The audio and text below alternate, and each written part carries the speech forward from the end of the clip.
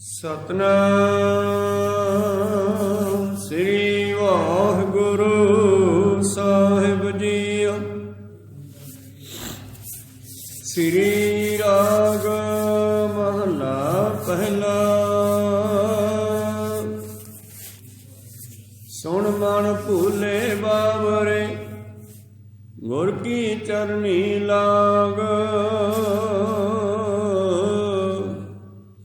ਹਰ ਜਪ ਨਾਮ ਧਿਆਏ ਤੂੰ, ਜਮ ਡਰ ਪੈ ਦੁਖ ਭਾਗ।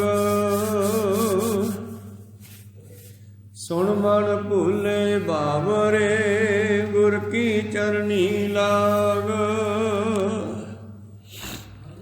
ਹਰ ਜਪ ਨਾਮ ਧਿਆਏ ਤੂੰ, ਜਮ ਡਰ ਪੈ ਦੁਖ ਭਾਗ। ਦੁਖ ਕਣੋ ਦੁਹਾਗਣੀ, ਕਿਉ ਥਿਰ ਰਹਿ ਸੁਹਾਗ। ਪਾਈ ਰੇ ਅਵਰ ਨਾਹੀ ਮੈਂ ਥਾਓ, ਮੈਂ ਧਨ ਨਾਮ ਨਿਧਾਨ ਹੈ, ਗੁਰ ਦੀਆ ਬਲ ਜਾਓ। ਰਹਾਉ ਭਾਈ ਰੇ ਅਵਰ ਨਹੀਂ ਮੈਂ ਥਾਓ, ਮੈਂ ਧਨ ਨਾਮ ਨਿਧਾਨ ਹੈ, ਗੁਰ ਦੀਆ ਬਲ ਜਾਓ। ਰਹਾਉ ਵਾਹਿਗੁਰੂ ਜੀ ਕਾ ਖਾਲਸਾ, ਵਾਹਿਗੁਰੂ ਜੀ ਕੀ ਫਤਿਹ। ਆਓ ਗੁਰੂ ਪਿਆਰੇ, ਗੁਰੂ ਸਵਾਰੇ, ਸਤਸੰਗੀ ਜਨੋ, ਰੋਜ਼ਾਨਾ ਦੀ ਤਰ੍ਹਾਂ ਪਾਤਸ਼ਾਹ ਜੀ ਕੀ ਅਪਾਰ ਕਿਰਪਾ ਬਖਸ਼ਿਸ਼ ਦਾ ਸਦਕਾ ਅੰਮ੍ਰਿਤ ਵੇਲੇ ਤੋਂ ਲੈ ਕਰਕੇ ਹੀ ਪਾਤਸ਼ਾਹ ਜੀ ਦੇ ਚਰਨਾਂ ਕਮਲਾਂ ਵਿਖੇ ਹਾਜ਼ਰੀਆਂ ਲਵਾ ਰਹੇ ਹੋ। ਆਪ ਜੀ ਅੰਮ੍ਰਿਤ ਵੇਲੇ ਦੇ ਨਿਤਨੇਮ ਉਪਰੰਤ ਪਵਿੱਤਰ ਆਸਾ ਜੀ ਕੀ ਵਾਰ ਕੇ ਸ਼ਬਦ ਕੀਰਤਨ ਸਰਵਣ ਕਰ ਰਹੇ ਸੀ। ਉਪਰੰਤ ਚੱਲ ਰਹੀ ਲੜੀਵਾਰ ਕਥਾ ਮੁਤਾਬਕ ਪਵਿੱਤਰ ਸ਼ਬਦ ਦਾ ਪਾਠ ਸਰਵਣ ਕੀਤਾ ਜੀ। ਆਓ ਮਨੋਬਿਰਤੀਆਂ ਗੁਰੂ ਚਰਨਾਂ ਨਾਲ ਜੋੜਦੇ ਹੋਏ ਗੁਰੂ ਚਰਨਾਂ ਵਿਖੇ ਲਵਾਈਏ ਹਾਜ਼ਰੀਆਂ। ਗੁਰੂ ਕੇ ਬਖਸ਼ੇ ਮੰਤਰ, ਮੂਲ ਮੰਤਰ, ਗੁਰਮੰਤਰ ਦੇ ਜਾਪ ਕਰੀਏ ਜੀ। ਉਪਰੰਤ ਬਾਣੀ ਦੀ ਵਿਚਾਰ ਨਾਲ ਜੁੜਨਾ ਕਰਾਂਗੇ। ਸ਼ੁਰੂ ਕਰੀਏ। ਇੱਕ ਓੰਕਾਰ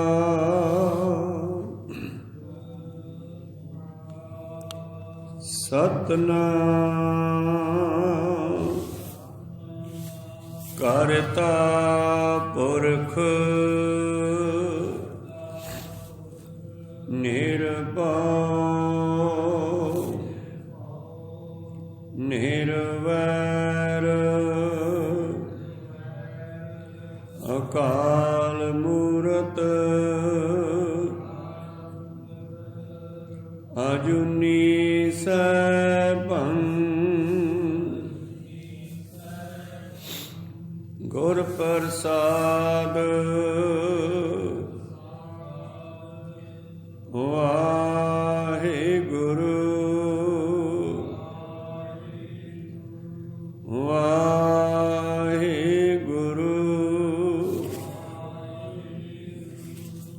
ਵਾਹਿਗੁਰੂ ਵਾਹਿਗੁਰੂ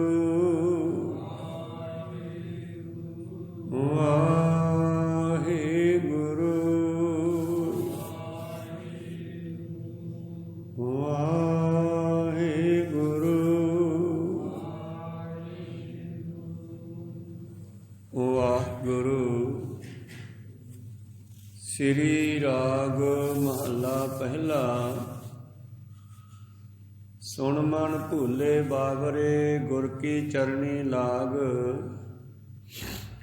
ਹਰ ਜਪ ਨਾਮ ਧਿਆਏ ਤੂੰ, ਜਮ ਡਰ ਪੈ ਦੁਖ ਭਾਗ। ਦੁਖ ਘਣੋ ਦੁਹਾਗਣੀ, ਕਿਉ ਥਿਰ ਰਹਿ ਸੁਹਾਗ। ਭਾਈ ਰੇ ਅਵਰ ਨਾਹੀ ਮੈਂ ਥਾਓ, ਮੈਂ ਧਨ ਨਾਮ ਨਿਧਾਨ ਹੈ, ਗੁਰ ਦੀਆ ਬਲ ਜਾਓ। ਭਾਈ ਰੇ ਅਵਰ ਨਾਹੀ ਮੈਂ ਥਾਓ, ਮੈਂ ਧਨ ਨਾਮ ਨਿਧਾਨ ਹੈ, ਗੁਰ ਦੀਆ ਬਲ ਜਾਓ। ਇਹ ਪਵਿੱਤਰ ਬਚਨ ਪਹਿਲੇ ਪਾਤਸ਼ਾਹ ਧੰਨ ਧੰਨ ਸ੍ਰੀ ਗੁਰੂ ਨਾਨਕ ਦੇਵ ਜੀ ਮਹਾਰਾਜ ਹਲਤ ਪਲਤ ਕੇ ਰੱਖਿਅਕ ਆਪ ਨਰਾਇਣ ਸਤਿਗੁਰੂ ਉਚਾਰਨ ਕਰਦੇ ਹਨ। ਸ਼੍ਰੀ ਗ੍ਰੰਥ ਸਾਹਿਬ ਮਹਾਰਾਜ ਜੀ ਦੇ ਪਵਿੱਤਰ ਅੰਗ 57 ਤੋਂ ਆਰੰਭ ਹੋ ਕੇ 58 ਤੱਕ। ਪਿਛਲੇ ਸ਼ਬਦ ਵਿੱਚ ਪਾਤਸ਼ਾਹ ਕਹਿ ਰਹੇ ਸੀ, ਸਿੱਖਾ ਗੁਰੂ ਨੂੰ ਪੁੱਛ, ਗੁਰ ਤੇ ਨਿਰਮਲ ਜਾਣੀਐ, ਨਿਰਮਲ ਦੇਹ ਸਰੀਰ। ਗੁਰੂ ਦੇ ਕੋਲੋਂ ਉਸ ਨਿਰਮਲ ਭਾਵ ਮਲ ਰਹਿਤ ਪਰਮੇਸ਼ਰ ਦੇ ਬਾਰੇ ਜਾਣਨਾ ਕਰ, ਜਿਸ ਨੂੰ ਜਾਣ ਕਰਕੇ ਤੂੰ ਨਿਰਮਲ ਹੋ ਜਾਵੇਂਗਾ। ਜਿਨ ਨਿਰਭਉ ਜਿਨ ਹਰ ਨਿਰਭਉ ਧਿਆਇਆ ਜੀ, ਤਿਨ ਕਾ ਭਉ ਸਭ ਗਵਾਸੀ। ਇਸੇ ਤਰ੍ਹਾਂ ਹੀ ਜਿਨ੍ਹਾਂ ਨੇ ਨਿਰੰਜਨ ਨਿਰਮਲ ਨੂੰ ਸਿਮਰਿਆ ਉਹ ਵੀ ਨਿਰਮਲ ਨਿਰੰਜਨ ਹੋ ਗਏ। ਨਿਰੰਜਨ ਦਾ ਮਤਲਬ ਕਾਲਸ ਰਹਿਤ, ਮਤਲਬ ਵਿਕਾਰਾਂ ਤੋਂ ਰਹਿਤ ਹੋ ਗਏ। ਨਿਰਮਲ ਦਾ ਮਤਲਬ ਮਲ ਰਹਿਤ, ਮਤਲਬ ਵਿਕਾਰਾਂ ਤੋਂ ਰਹਿਤ ਹੋ ਗਏ। ਤੇ ਜਦੋਂ ਸਿੱਖ ਨੂੰ ਸਮਝ ਆਈ ਤੇ ਅਗਲੇ ਸ਼ਬਦ ਵਿੱਚ ਜੋ ਅੱਜ ਆਪਾਂ ਸਰਵਣ ਕੀਤਾ, ਇਹਦੇ ਵਿੱਚ ਪ੍ਰੀਤਮ ਫਿਰ ਬਖਸ਼ਿਸ਼ ਕਰਦੇ ਹੈ ਕਿ ਸਿੱਖ ਆਪਣੇ ਆਪ ਨੂੰ ਸੰਬੋਧਨ ਕਰਦਾ, ਆਪਣੇ ਮਨ ਨੂੰ ਕਹੇ, ਓਏ ਮੂਰਖ ਮਣਾ, ਕਮਲਿਆ ਭੁੱਲਿਆ ਹੋਇਆ ਮਣਾ, ਆ ਫਿਰ ਆਪਾਂ ਵੀ ਗੁਰੂ ਕੇ ਚਰਨੀ ਲੱਗੀਏ। ਪਿੱਛੇ ਸਰਵਣ ਕੀਤਾ ਤੂੰ ਕਿ ਭਗਤੀ ਭਾਏ ਬਿਹੂਣੀਆਂ, ਮੂੰਹ ਕਾਲਾ ਪੱਤ ਖੋਏ। ਜਿਹੜੇ ਮਾਤ ਲੋਕ ਵਿੱਚ ਆ ਕੇ ਆਪਣੇ ਆਪ ਨੂੰ ਜਾਣਦੇ ਨਹੀਂ, ਜਿਨ੍ਹਾਂ ਨੇ ਆਪਣੇ ਆਪ ਨੂੰ ਪਛਾਣਿਆ ਨਹੀਂ, ਮੈਂ ਕੌਣ ਆ, ਕਿੱਥੋਂ ਆਇਆ, ਕੀ ਲੈਣ ਆਇਆ, ਮੇਰਾ ਮਕਸਦ ਕੀ ਹੈ, ਉਹ ਸੰਸਾਰ ਦੇ ਵਿੱਚੋਂ ਫਿਰ ਬੇਅਦਬ ਹੋ ਕੇ ਮਰਦੇ ਹਨ। ਮੂੰਹ ਕਾਲਾ ਹੋਣਾ, ਬੇਇੱਜ਼ਤੀ ਹੋਣਾ, ਉਹਨਾਂ ਦੀ ਇੱਥੇ ਉੱਥੇ ਦੋਹਾਂ ਜਹਾਨਾਂ ਵਿੱਚ ਇੱਜ਼ਤ ਨਹੀਂ ਹੁੰਦੀ। ਜਿਨੀ ਨਾਮ ਵਿਸਾਰਿਆ ਅਵਗੁਣ ਮੁੱਠੀ ਰੋਏ, ਜਿਨ੍ਹਾਂ ਨੇ ਨਾਮ ਨੂੰ ਵਿਸਾਰ ਕੇ ਔਗੁਣਾਂ ਨੂੰ ਇਕੱਠੇ ਕੀਤਾ, ਵਿਕਾਰਾਂ ਨੂੰ ਭੋਗਿਆ, ਔਰ ਦੂਈ ਦਵੈਤ ਨਿੰਦਾ ਚੁਗਲੀ ਈਰਖਾ ਦੇ ਵਿੱਚ ਹੀ ਸਮਾਂ ਲੰਘਾ ਦਿੱਤਾ ਸਾਰਾ। ਪ੍ਰੀਤਮ ਜੀ ਕਹਿੰਦੇ ਉਹ ਫਿਰ ਰੋਂਦੇ ਜਾਂਦੇ ਆ ਦੁਨੀਆ ਵਿੱਚੋਂ। ਤੇ ਜਿਨ੍ਹਾਂ ਨੇ ਉਸ ਪਰਮੇਸ਼ਰ ਦੇ ਡਰ ਨੂੰ, ਗੁਰੂ ਦੇ ਭੈ ਨੂੰ ਹਿਰਦੇ ਵਿੱਚ ਵਸਾ ਲਿਆ, ਉਹਨਾਂ ਨੇ ਖੋਜ ਕੀਤੀ, ਜਾਣਨਾ ਕੀਤਾ, ਪਛਾਨਣਾ ਕੀਤਾ। ਖੋਜਤ ਖੋਜਤ ਪਾਇਆ, ਡਰ ਕਰ ਮਿਲੈ ਮਿਲਾਏ। ਉਹਨਾਂ ਨੇ ਫਿਰ ਆਰੰਭ ਕੀਤਾ, ਫਿਰ ਅਸੀਂ ਕੌਣ ਆ, ਕਿੱਥੋਂ ਆਏ ਆ, ਕੀ ਲੈਣ ਆਏ ਆ, ਇਹਦੇ ਬਾਰੇ ਜਾਣਨਾ ਸ਼ੁਰੂ ਕੀਤਾ। ਤੇ ਗੁਰੂ ਨੂੰ ਪੁੱਛਿਆ ਤੇ ਗੁਰੂ ਕਹਿਣ ਲੱਗੇ, ਆਇਓ ਸੁਣਨ ਪੜਨ ਕੋ ਬਾਣੀ, ਨਾਮ ਵਿਸਾਰ ਲੱਗਾ ਅਨ ਲਾਲਚ ਬਿਰਥਾ ਜਨਮ ਪ੍ਰਾਣੀ। ਪ੍ਰਾਣੀ ਤੂੰ ਆਇਓ ਲਾਹਾ ਲੈਣ, ਲੱਗਾ ਕੇਤਕ ਫਕੜੈ ਸਭ ਮੁਕਦੀ ਚੱਲੀ ਰਹਿਣ। ਤਾਂ ਗੁਰੂ ਨੇ ਗਿਆਨ ਦਿੱਤਾ। ਤਾਂ ਜਿਨ੍ਹਾਂ ਨੇ ਇਹ ਗਿਆਨ ਨੂੰ ਸਮਝਿਆ, ਆਪ ਪਛਾਣੈ ਘਰ ਵਸੈ। ਘਰ ਵਸਣ ਦਾ ਮਤਲਬ ਮਾਤ ਲੋਕ ਦੇ ਵਿੱਚ ਗੱਲ ਕਰੀਏ ਤੇ ਆਪਾਂ ਇੱਥੇ ਬੈਠੇ ਹਾਂ ਸਰੀਰ ਕਰਕੇ, ਸੁਰਤ ਕਰਕੇ ਬਾਹਰ ਨਿਕਲੇ ਫਿਰਦੇ ਹਾਂ। ਕਿਸੇ ਦਾ ਧਿਆਨ ਕਿਤੇ ਫਿਰਦਾ, ਕਿਸੇ ਦਾ ਕਿਤੇ ਫਿਰਦਾ, ਇਹ ਹੈ ਬਾਹਰ ਨਿਕਲਣਾ। ਔਰ ਜਿਨ੍ਹਾਂ ਨੂੰ ਇਹ ਗਿਆਨ ਹੋ ਗਿਆ, ਉਹਨਾਂ ਨੇ ਆਪਣੀ ਸੁਰਤ ਨੂੰ ਆਪਣੇ ਘਰ ਵਿੱਚ ਵਾਪਸ ਮੋੜ ਲਿਆ, ਆਪਣੇ ਅੰਦਰ ਬੈਠ ਗਏ। ਹਉਮੈ ਤ੍ਰਿਸ਼ਨਾ ਜਾਏ, ਜਿਹੜੇ ਆਪਣੇ ਆਪ ਨਾਲ ਜੁੜਨ ਲੱਗੇ, ਉਹਨਾਂ ਦੇ ਅੰਦਰੋਂ ਹਉਮੈ, ਹੰਕਾਰ, ਆਸ਼ਾ, ਤ੍ਰਿਸ਼ਨਾ, ਦੂਈ ਦਵੈਤ ਆਦਿ ਇਹ ਜਿਹੜੇ ਔਗਣ ਸੀ ਨਿਕਲਣੇ ਸ਼ੁਰੂ ਹੋ ਗਏ। ਨਾਨਕ ਨਿਰਮਲ ਉਜਲੇ, ਉਹ ਪਵਿੱਤਰ ਹੋ ਗਏ, ਨਿਰਮਲ ਹੋ ਗਏ, ਉਹਨਾਂ ਦੇ ਮੁਖ ਉਜਲੇ ਹੋ ਗਏ। ਜਿਨੀ ਨਾਮ ਧਿਆਇਆ ਗਏ ਮਸ਼ੱਕਤ ਕਾਲ, ਨਾਨਕ ਤੇ ਮੁਖ ਉਜਲੇ, ਹੋਰ ਕੀਤੀ ਛੁੱਟੀ ਨਾਲ। ਕੌਣ? ਜੋ ਰਾਤੇ ਹਰਨਾਏ, ਜਿਹੜੇ ਹਰੀ ਦੇ ਨਾਮ ਦੇ ਨਾਲ ਜੁੜ ਗਏ। ਹੁਣ ਜਿਨ੍ਹਾਂ ਦੇ ਜੁੜਿਆਂ ਹੋਇਆਂ ਦੀ ਗੱਲ ਸਾਨੂੰ ਦੱਸੀ ਪਾਤਸ਼ਾਹ ਨੇ, ਤਾਂ ਜਿਨ੍ਹਾਂ ਨੇ ਸੁਣੀ, ਜਿਨ੍ਹਾਂ ਦੇ ਅੰਦਰ ਇਹ ਭਾਵਨਾ ਪ੍ਰਗਟ ਹੋਈ ਵੀ ਯਾਰ ਹੈ ਐਡੀ ਵੱਡੀ ਗੱਲ ਹੈ, ਫਿਰ ਕਿਉਂ ਨਾ ਆਪਾਂ ਵੀ ਜੁੜਨਾ ਕਰੀਏ। ਤਾਂ ਫਿਰ ਅਸੀਂ ਆਪਣੇ ਆਪ ਨੂੰ ਸੰਬੋਧਨ ਕਰੀਏ, ਸੁਣ ਮਨ ਭੁੱਲੇ ਬਾਬਰੇ, ਗੁਰ ਕੀ ਚਰਨੀ ਲਾਗ, ਓਏ ਮੂਰਖ ਮਨਾ। ਉਹ ਭੁੱਲਿਆ ਹੋਇਆ ਮਨ ਆ ਗੁਰੂ ਦੇ ਚਰਨੀ ਲੱਗੀਏ, ਗੁਰੂ ਨੂੰ ਪੁੱਛੀਏ, ਗੁਰੂ ਦੀ ਗੱਲ ਸੁਣੀਏ। ਤੇ ਜਦ ਗੁਰੂ ਨੂੰ ਪੁੱਛਿਆ ਤੇ ਗੁਰੂ ਕਹਿੰਦਾ ਹਰ ਜਪ ਨਾਮ ਧਿਆਏ ਤੂੰ, ਹਰੀ ਦਾ ਸਿਮਰਨ ਕਰਿਆ ਕਰ, ਨਾਮ ਜਪਿਆ ਕਰ, ਸੱਚ ਦੇ ਨਾਲ ਜੁੜਨਾ ਕਰ, ਸੱਚ ਦੇ ਨਾਲ ਖੜਨਾ ਕਰ, ਸੱਚ ਦਾ ਪਹਿਰਾ ਦੇ।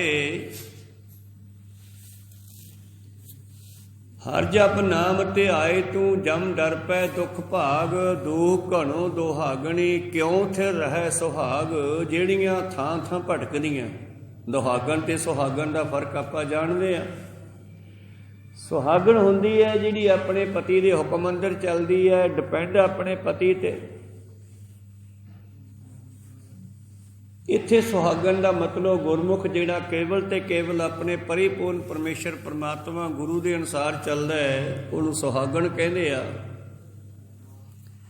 ਔਰ ਜਿਹੜੀਆਂ ਦੁਹਾਗਣਾ ਹਨ, ਭਾਵ ਉਹ ਜੀਵ ਇਸਤਰੀਆਂ ਜਿਹੜੀਆਂ ਮਾਲਕ ਦੇ ਹੁਕਮ ਅੰਦਰ ਨਹੀਂ ਚੱਲਦੀਆਂ, ਉਹਨਾਂ ਨੂੰ ਦੁਹਾਗਣ ਕਹਿੰਦੇ ਆ।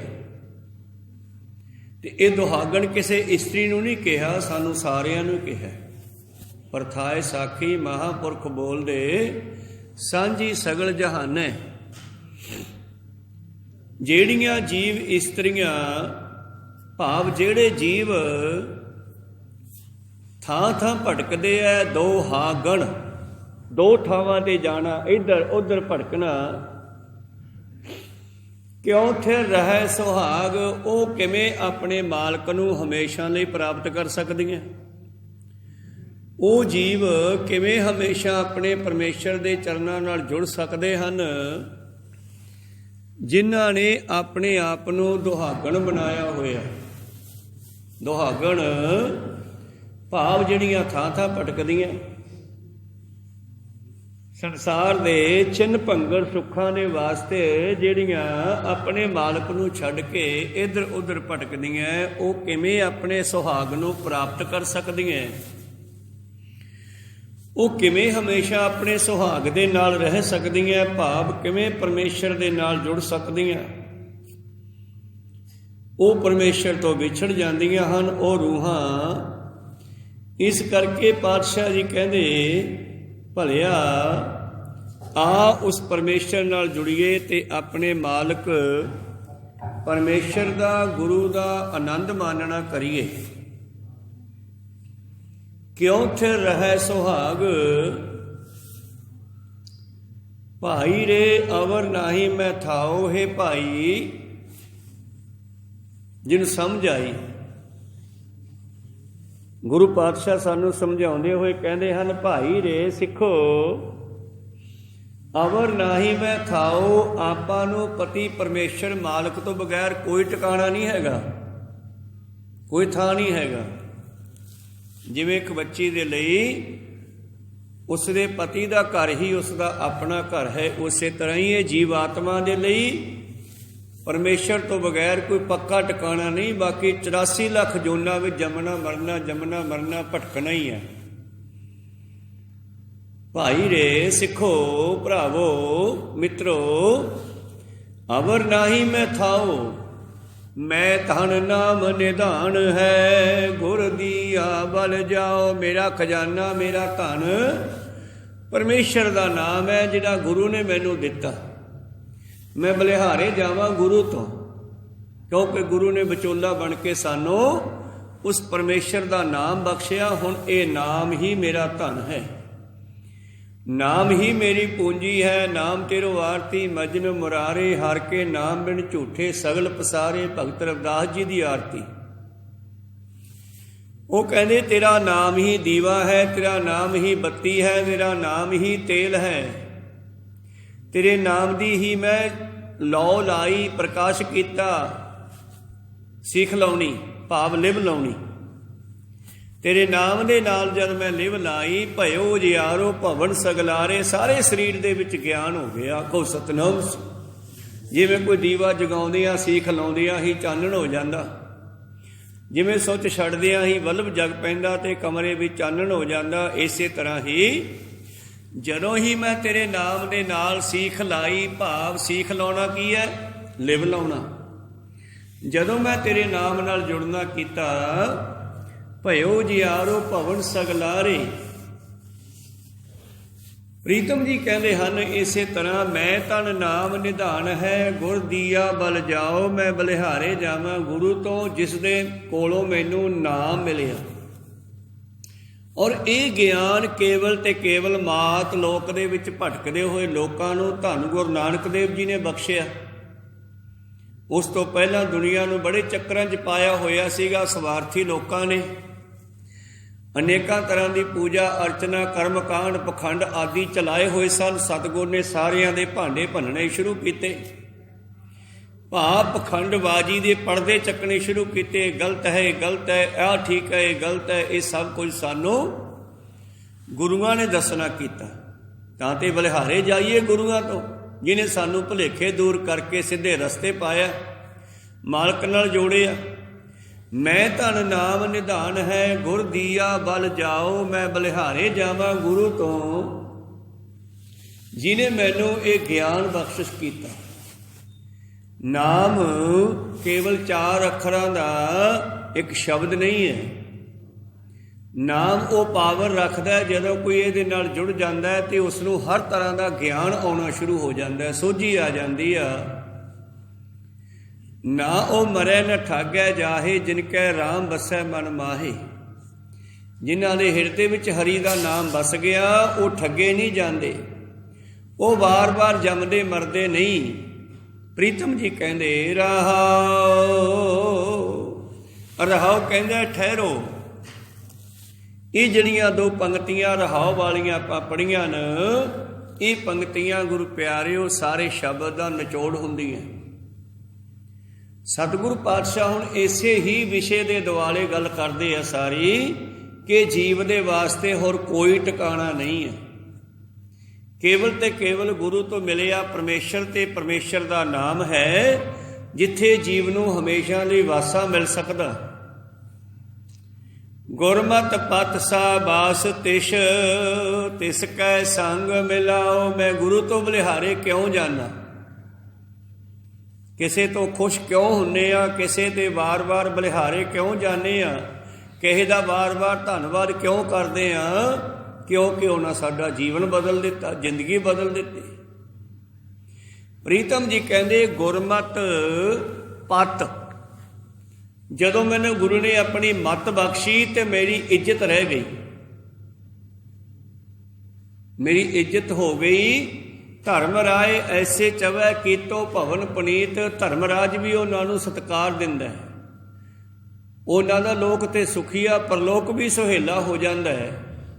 ਗੁਰਮਤਿ ਪਤ ਸ਼ਾਬਾਸ਼ ਤਿਸ, ਮੈਂ ਉਹਨੂੰ ਸ਼ਾਬਾਸ਼ ਕਹਿੰਦਾ ਹਾਂ, ਉਸ ਗੁਰੂ ਦਾ ਧੰਨਵਾਦ ਕਰਦਾ ਹਾਂ ਜਿਸ ਨੇ ਮੈਨੂੰ ਮਾਲਕ ਨਾਲ ਜੋੜਿਆ। ਕੋਈ ਜਨ ਹਰਸਿਉ ਦੇਵੈ ਜੋਰ, ਚਰਨ ਗਹੋਂ ਬਕੋ ਸੁਭ ਰਸਨਾ, ਦੀਜੈ ਪ੍ਰਾਣ ਅਕੋਰ। ਮੈਂ ਉਸ ਗੁਰੂ ਤੋਂ ਬਲਿਹਾਰੇ ਜਾਂਦਾ ਹਾਂ ਜਿਸ ਨੇ ਮੈਨੂੰ ਮਾਲਕ ਬਣਾ ਦਿੱਤਾ, ਨਹੀਂ ਤਾਂ ਮੈਂ ਭਟਕ ਜਾਂਦੀ। ਰਹਾਉ ਗੁਰਮਤਿ ਪਤ ਸ਼ਾਬਾਸ਼ ਤਿਸ, ਸ਼ਾਬਾਸ਼ੇ ਉਸਦੇ। ਤਿਸ ਕੈ ਸੰਗ ਮਿਲਾਓ, ਜਿਸ ਨੇ ਮੈਨੂੰ ਮਾਲਕ ਦੇ ਨਾਲ ਮਿਲਾ ਦਿੱਤਾ। ਤਿਸ ਬਿਨ ਘੜੀ ਨਾ ਜੀਵੋ, ਹੁਣ ਮੈਂ ਆਪਣੇ ਮਾਲਕ ਤੋਂ ਬਗੈਰ ਇਹ ਘੜੀ ਵੀ ਨਹੀਂ ਜਿਉਂਦੀ। ਭਾਵ ਜੋ ਗੁਰੂਆਂ ਨੇ ਦੱਸਿਆ ਉਸ ਮਾਰਗ ਤੇ ਚੱਲਣਾ।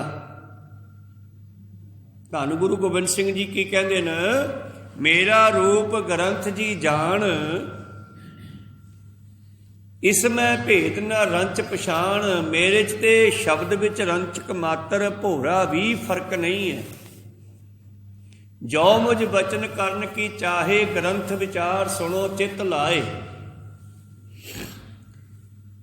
ਜੇ ਮੇਰੇ ਨਾਲ ਗੱਲ ਕਰਨੀ ਹੋਵੇ ਤੇ ਬਾਣੀ ਪੜ੍ਹ ਲਿਓ, ਬਾਣੀ ਰਾਹੀਂ ਤੁਹਾਡੀ ਮੇਰੇ ਨਾਲ ਹੀ ਗੱਲ ਹੋਵੇਗੀ।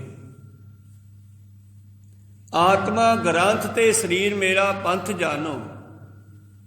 ਜਿਹੜੀ ਆਤਮਾ ਦੀ ਗੱਲ ਹੁੰਦੀ ਹੈ, ਜ਼ਮੀਰ ਦੀ ਗੱਲ ਹੁੰਦੀ ਹੈ, ਉਹ ਸੱਚੀ ਗੱਲ ਹੁੰਦੀ ਹੈ। ਤੇ ਗੁਰਬਾਣੀ ਸਤਿਗੁਰਾਂ ਦੀ ਜ਼ਮੀਰ ਦੀ ਆਤਮਾ ਦੀ ਗੱਲ ਹੈ। ਕਹੋ ਕੋ ਸਤਨਾਮ ਸ੍ਰੀ। ਔਰ ਸਤਿਗੁਰਾਂ ਨੇ ਆਪਣੀ ਜ਼ਮੀਰ 'ਚੋਂ, ਆਪਣੀ ਆਤਮਾ 'ਚੋਂ ਸਾਨੂੰ ਪਰਮੇਸ਼ਰ ਨਾਲ ਡਾਇਰੈਕਟ ਜੋੜਿਆ। ਇਸ ਕਰਕੇ ਇਸ ਬਾਣੀ ਨੂੰ ਨਿਰੰਕਾਰ ਵੀ ਕਹਿ ਦਿੱਤਾ ਤਾਂ ਕੋਈ ਅਤਕਥਨੀ ਨਹੀਂ ਹੈ। ਵਾਹੋ ਵਾਹੋ ਬਾਣੀ ਨਿਰੰਕਾਰ ਹੈ, ਤਿਸ ਜੀਵੜ ਅਵਰ ਨ ਕੋਏ। ਇਹ ਬਾਣੀ ਹੀ ਪਰਮੇਸ਼ਰ ਹੈ ਤੇ ਗੁਰੂ ਦਾ ਕੰਮ ਪਰਮੇਸ਼ਰ ਨਾਲ ਮਿਲਾਉਣਾ ਸੀ ਤੇ ਗੁਰੂ ਨੇ ਸਾਨੂੰ ਬਾਣੀ ਨਾਲ ਜੋੜਿਆ ਤੇ ਬਾਣੀ ਪਰਮੇਸ਼ਰ ਦਾ ਰੂਪ ਹੈ ਤੇ ਸੁਰਤ ਜਿਹੜੀ ਹੈ ਇਹ ਸ਼ਬਦ ਨਾਲ ਜੁੜਨ ਲੱਗੀ। ਹੁਣ ਜਿਹੜੀ ਸੁਰਤ ਪਹਿਲਾਂ ਬਾਹਰ ਭਟਕਦੀ ਸੀ ਹੁਣ ਘਰੇ ਮੁੜ ਆਈ। ਕੋ ਸਤਨਾਮ ਸ੍ਰੀ ਨਿਰਮਲ ਹੋ ਗਈ ਨਾ, ਹੁਣ ਘਰ ਮੁੜ ਆਈ, ਭਾਵ ਆਪਣੇ ਅੰਦਰ ਰਹਿਣ ਲੱਗੀ ਸ਼ਬਦ ਨਾਲ ਜੁੜ ਕੇ। ਜਿਸ ਤਰ੍ਹਾਂ ਕੋਈ ਇਸਤਰੀ ਆਪਣੇ ਮਾਲਕ ਦੇ ਡਿਪੈਂਡ ਹੁੰਦੀ ਹੈ, ਉਸ ਦੇ ਹੁਕਮ ਅੰਦਰ ਚੱਲਦੀ ਹੈ, ਜਿਵੇਂ ਰੱਖਦਾ ਉਵੇਂ ਰਹਿੰਦੀ ਆ, ਇਸੇ ਤਰ੍ਹਾਂ ਗੁਰਬਾਣੀ ਸਾਨੂੰ ਜਿਵੇਂ ਗਿਆਨ ਦਿੰਦੀ ਹੈ, ਜਦੋਂ ਸਿੱਖ ਉਸ ਤਰ੍ਹਾਂ ਚੱਲਣ ਲੱਗੇ ਆ। ਪ੍ਰੀਤਮ ਜੀ ਕਹਿੰਦੇ ਗੁਰਮਤਿ ਪਾਤਸ਼ਾਹ ਬਾਸ਼ ਤਿਸ, ਤਿਸ ਕੈ ਸੰਗ ਮਿਲਾਓ, ਕਿਰਪਾ ਕਰੋ। ਮੈਂ ਹੁਣ ਮਾਲਕ ਤੋਂ ਬਗੈਰ ਇਹ ਘੜੀ ਵੀ ਜਿਉਣਾ ਨਹੀਂ ਚਾਹੁੰਦੀ। ਤਿਸ ਬਿਨ ਘੜੀ ਨਾ ਜੀਵੋ, ਬਿਨ ਨਾਵੈ ਮਰ ਜਾਓ। ਹੁਣ ਤਾਂ ਮੈਂ ਇਸ ਨਾਮ ਤੋਂ ਬਗੈਰ ਤੇ ਨਾਮ ਵਰਗੇ ਨਾਮੀ ਤੋਂ ਬਗੈਰ, ਜਿਹਦਾ ਨਾਮ ਹੈ ਉਸ ਤੋਂ ਬਗੈਰ, ਭਾਵ ਨਾਮ ਕਿਸੇ ਨਾਲ ਜੋੜਦਾ ਤੇ ਨਾਮ ਜਿਹੜਾ ਨਾਮੀ ਨਾਲ ਜੋੜਦਾ ਤੇ ਇਹ ਆਤਮਾ ਨਾਮੀ ਤੋਂ ਬਗੈਰ ਹੁਣ ਰਹਿ ਨਹੀਂ ਸਕਦੀ। ਜਿਸ ਦਾ ਨਾਮ ਸਾਨੂੰ ਦੱਸਿਆ ਉਹ ਨਾਮ ਜੀ ਦਾ ਹੈ, ਹੁਣ ਉਹਦੇ ਨਾਲ ਜੁੜਨ ਦੀ ਗੱਲ ਹੈ। ਜੇ ਵਾਹਿਗੁਰੂ ਹੈ, ਰਾਮ ਹੈ, ਅੱਲਾ ਹੈ, ਇੱਕ ਪਰਮੇਸ਼ਰ ਦੇ ਨਾਮ ਹਨ। ਮਤਲਬ ਇਹ ਨਾਮ ਸਾਡੀ ਸੁਰਤ ਨੂੰ ਉੱਥੇ ਲੈ ਕੇ ਜਾਂਦੇ ਹੈ ਜਿੱਥੇ ਹਸਤੀ ਹੈ, ਔਰ ਕਿੱਥੋਂ ਤੱਕ ਲੈ ਜਾਂਦੇ ਹੈ ਜਿੱਥੇ ਵਸਦਾ ਹੈ। ਉਦੋਂ ਉਰੇ ਨਹੀਂ ਛੱਡਦਾ ਇਹ ਨਾਮ ਹੈ ਜਿਹੜਾ। ਉਸੇ ਤਰ੍ਹਾਂ ਹੀ ਜਿਵੇਂ ਕਿਸੇ ਨਾਮ ਨੂੰ ਲੈ ਕੇ ਤੁਸੀਂ ਕਿਸੇ ਦਾ ਘਰ ਲੱਭੋ, ਕਿਸੇ ਨੂੰ ਪੁੱਛਦੇ ਪੁੱਛਦੇ ਉਹ ਨਾਮ ਲੈਂਦੇ ਲੈਂਦੇ ਜਦੋਂ ਤੁਸੀਂ ਉਸ ਦੇ ਘਰ ਕੋਲ ਪਹੁੰਚ ਗਏ, ਫਿਰ ਨਾ ਉਸ ਤੋਂ ਗਾਹਾਂ ਟੱਪਣਾ, ਨਾ ਉਸ ਤੋਂ ਪਿੱਛੇ ਰਹਿਣਾ। ਕਹੋ ਸਤਨਾਮ ਸ੍ਰੀ। ਨਾਮ ਜਿਹੜਾ ਹੈ, ਜਿਸ ਦਾ ਨਾਮ ਹੈ, ਸਾਨੂੰ ਉੱਥੋਂ ਤੱਕ ਲੈ ਜਾਂਦਾ ਹੈ ਤੇ ਗੁਰੂ ਨੇ ਸਾਨੂੰ ਉਸ ਨਾਮੀ ਦੇ ਨਾਲ ਮਿਲਾਉਣ ਵਾਸਤੇ ਉਹਦਾ ਨਾਮ ਦ੍ਰਿੜ ਕਰਵਾਇਆ, ਪੱਕਾ ਕਰਵਾਇਆ। ਬਈ ਆ ਨਾਮ ਜਪੋ। ਜਪਣ ਦਾ ਮਤਲਬ ਹੈ ਇਹਨੂੰ ਪੱਕਾ ਕਰ ਲਓ। ਜਪਣ ਦਾ ਮਤਲਬ ਕੋਈ ਤੋਤਾ ਰਟਣ ਨਹੀਂ ਹੈ।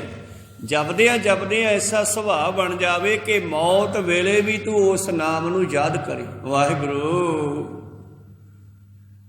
ਤੇ ਜਦੋਂ ਮਰਦਾ ਹੋਇਆ ਵਾਹਿਗੁਰੂ ਕਹੇਗਾ, ਫਿਰ ਸਿੱਧਾ ਪਰਮੇਸ਼ਰ ਦੇ ਵਿੱਚ ਮਿਲ ਜਾਵੇਗਾ। ਜਿਸ ਤਰ੍ਹਾਂ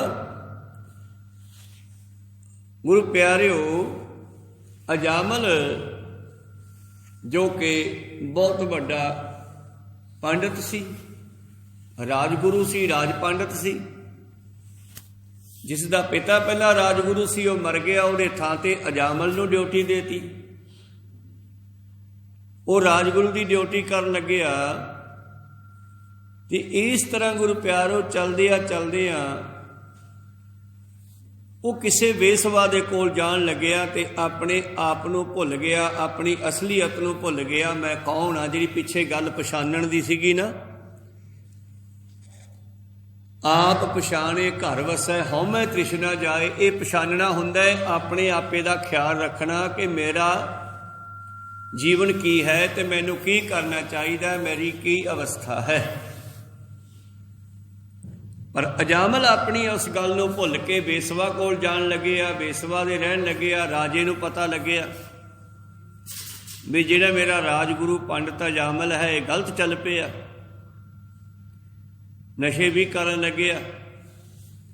ਤੇ ਉਸ ਰਾਜੇ ਨੇ ਉਸ ਨੂੰ ਕਿਹਾ ਵੀ ਤੂੰ ਕਿਰਪਾ ਕਰਕੇ ਨਾ ਚੁੱਪ ਕਰਕੇ ਨਿਕਲ ਜਾ ਮੇਰੇ ਦੇਸ਼ ਚੋਂ। ਹੁਣ ਮੈਂ ਤੈਨੂੰ ਕੁਛ ਨਹੀਂ ਕਹਿ ਸਕਦਾ, ਤੈਨੂੰ ਮੈਂ ਰਾਜਗੁਰੂ ਮੰਨਿਆ ਸੀ, ਪਰ ਤੂੰ ਗਲਤ ਚੱਲ ਪਿਆ। ਹੁਣ ਚੁੱਪ ਕਰਕੇ ਨਾ ਇੱਥੋਂ ਆਪਦਾ ਜੋ ਵੀ ਹੈ ਟਿੰਡ ਫੋੜੀ ਚੱਕ ਕੇ ਨਿਕਲ ਜਾ ਦੇਸ਼ ਚੋਂ। ਅਜਾਮਲ ਨੇ ਉਸ ਬੇਸਵਾ ਨੂੰ ਨਾ ਛੱਡਿਆ, ਰਾਜ ਭਾਗ ਤੋਂ ਨਿਕਲ ਗਿਆ, ਦੂਰ ਚਲਿਆ ਗਿਆ। ਹੁਣ ਭੁੱਖਾ ਮਰਦਾ ਹੈ, ਜੰਗਲਾਂ ਵਿੱਚ ਚਰਾ ਕੇ ਰਹਿਣ ਲੱਗਿਆ। ਗਰੀਬੀ ਪੂਰੀ, ਕੰਗਾਲੀ ਆ ਗਈ, ਔਰ ਜਾਨਵਰ ਮਾਰ ਮਾਰ ਕੇ ਖਾਣ ਲੱਗਿਆ, ਢਿੱਡ ਨੂੰ ਭੁੱਖ ਤਾਂ ਲੱਗਦੀ ਆ, ਫਿਰ ਜਦੋਂ ਕੁਛ ਨਾ ਮਿਲਿਆ ਤੇ ਜਾਨਵਰ ਮਾਰ ਕੇ ਖਾਣ ਲੱਗਿਆ, ਤੇ ਉਸ ਨੂੰ ਫਿਰ ਆਪਣੇ ਗੁਰੂ ਦੀ ਯਾਦ ਆਈ ਜਿਸ ਨੇ ਕਿਹਾ ਸੀ ਪੁੱਤਰ ਆ ਬਾਜ਼ਾਰ 'ਚ ਨਾ ਜਾਈ। ਤੇ ਇੱਕ ਦਿਨ ਉਸੇ ਬਾਜ਼ਾਰ 'ਚ ਵੱਡਾ ਹੋ ਕੇ ਜਾ ਵੜਿਆ ਤੇ ਫਸ ਗਿਆ। ਚਲਦਿਆਂ ਇਸ ਦੇ ਰਾਹੀਂ ਬੇਸਵਾ ਦੀ ਕੁੱਖੋਂ ਬੱਚੇ ਪੈਦਾ ਹੋਏ, ਤੇ ਜਿਸ ਦਿਨ ਉਹ ਸਾਧੂ ਮਿਲਣ ਵਾਸਤੇ ਆਇਆ ਉਦਨੇ ਵੀ ਉਸ ਦੀ ਘਰਵਾਲੀ ਦੇ ਉਧਰ ਵਿਖੇ ਬੱਚਾ ਪੈਦਾ ਹੋਣ ਦੀ ਸੰਭਾਵਨਾ।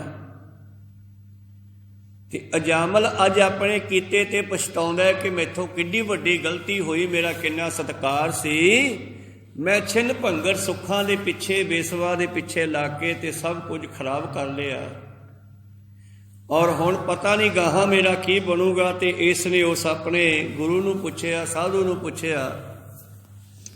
ਸਾਧੂ ਕਹਿਣ ਲੱਗਿਆ ਹੁਣ ਕੁਛ ਨਹੀਂ ਹੋ ਸਕਦਾ, ਮਿੰਨਤਾਂ ਕਰਦਾ ਮਹਾਰਾਜ ਕੋਈ ਤਾਂ ਜੁਗਤੀ ਹੋਵੇਗੀ, ਕੋਈ ਤਾਂ ਦੱਸੋ ਢੰਗ। ਉਹਨੇ ਸੋਚਿਆ ਵੀ ਮਨੁੱਖ ਦੇ ਜਿਹੜਾ ਪਿਆਰ ਹੈ ਆਪਣੇ ਬੱਚੇ ਨਾਲ ਹੁੰਦਾ, ਵੱਧ ਤੋਂ ਵੱਧ ਛੋਟੇ ਬੱਚੇ ਨਾਲ ਹੁੰਦਾ, ਤਾਂ ਵੱਡੇ ਬੱਚੇ ਤਾਂ ਉਡਾਰ ਹੋ ਗਏ। ਸਾਧੂ ਨੇ ਫਿਰ ਜੁਗਤ ਬਣਾਈ ਵੀ ਜਿਹੜਾ ਤੇਰੇ ਘਰ ਵਾਲੀ ਦੇ ਹੁਣ ਬੱਚਾ ਪੈਦਾ ਹੋਵੇਗਾ ਉਹਦਾ ਨਾਮ ਨਰੈਣ ਰੱਖ ਲਈ, ਜੇ ਪਰਮੇਸ਼ਰ ਕਿਰਪਾ ਕਰੇ ਆਪਣੇ ਨਾਮ ਦੇ ਆਸਰੇ। ਤਾਂ ਉਸਨੇ ਉਹ ਬੱਚੇ ਦਾ ਨਾਮ ਨਰੈਣ ਰੱਖ ਲਿਆ। ਜਦੋਂ ਮੌਤ ਦਾ ਸਮਾਂ ਆਇਆ ਤੇ ਗੁਰੂ ਪਿਆਰਿਓ ਜਮਦੂਤਾਂ ਨੇ ਦਿਖਾਈ ਦਿੱਤੀ, ਇਸ ਨੂੰ ਲੈਣ ਵਾਸਤੇ ਆਏ, ਤੇ ਫਿਰ ਉਹਨਾਂ ਨੂੰ ਦੇਖ ਕੇ ਉੱਚੀ ਉੱਚੀ ਰੌਲਾ ਪਾਉਂਦਾ ਨਰੈਣ ਬਚਾਓ, ਨਰੈਣ ਬਚਾਓ। ਹੁਣ ਜੇ ਸਿੱਧਾ ਉਹ ਸਾਧੂ ਉਹਨੂੰ ਕਹਿੰਦਾ ਵੀ ਤੂੰ ਪਰਮੇਸ਼ਰ ਦਾ ਨਾਮ ਜਪਿਆ ਕਰ, ਸ਼ਾਇਦ ਮੁਸ਼ਕਲ ਹੋ ਗਿਆ ਸੀ, ਦਿਮਾਗ ਦੇ ਵਿੱਚ ਤਾਂ ਬੇਸਵਾ ਵਸ ਗਈ ਸੀ। ਇਸ ਕਰਕੇ ਸਾਧੂ ਨੇ ਇੱਕ ਜੁਗਤ ਬਣਾ ਦਿੱਤੀ ਕਿ ਚਲੋ ਬੱਚੇ ਨਾਲ ਤਾਂ ਪਿਆਰ ਹੋਵੇਗਾ ਨਾ, ਫਿਰ ਬੱਚੇ ਦਾ ਨਾਮ ਤਾਂ ਲਊਗਾ ਹੀ ਘੱਟੋ ਘੱਟ ਇਹ, ਤੇ ਪਰਮੇਸ਼ਰ ਵੀ ਆਪਦੇ ਨਾਮ ਦੀ ਲਾਜ ਰੱਖੂਗਾ। ਜਦੋਂ ਇਸ ਨੇ ਰੌਲਾ ਪਾਇਆ ਨਰੈਣ ਬਚਾਓ, ਨਰੈਣ ਬਚਾਓ ਦਾ, ਤੇ ਕਹਿੰਦੇ ਜਮਦੂਤ ਭੱਜ ਗਏ, ਤੇ ਪਰਮੇਸ਼ਰ ਨੇ ਆਪਣੇ ਨਾਮ ਦੀ ਲਾਜ ਰੱਖਣ ਵਾਸਤੇ ਆਪਣੇ ਦੇਵਗਣ ਭੇਜੇ ਵੀ ਜਾਓ ਹੁਣ ਇਹਨੂੰ ਲੈ ਆਓ। ਉਹਦੇ ਜ਼ਿੰਦਗੀ ਦੇ ਕੀਤੇ ਪਾਪਾਂ ਦਾ ਖਾਤਮਾ ਇਸ ਨਾਮ ਨੇ 1 ਮਿੰਟ ਵਿੱਚ ਕਰ ਦਿੱਤਾ। ਇਸ ਕਰਕੇ ਸਾਡਾ ਧਨ ਜਿਹੜਾ ਹੈ ਉਹ ਨਾਮ ਹੈ। ਤਿਸ ਬਿਨ ਘੜੀ ਨਾ ਜੀਵੋ, ਬਿਨ ਨਾਵੇ ਮਰ ਜਾਓ। ਹੁਣ ਇਸ ਨਾਮ ਤੋਂ ਬਗੈਰ ਮੈਂ ਪਲ ਪਲ ਉਹਦਾ ਨਾਮ ਲੈਂਦੀ ਹਾਂ। ਜਿਹਦੇ ਨਾਲ ਪਿਆਰ ਹੋਵੇ ਉਸੇ ਦਾ ਨਾਮ ਲੈਂਦੀ ਹਾਂ ਨਾ ਬਾਰ-ਬਾਰ।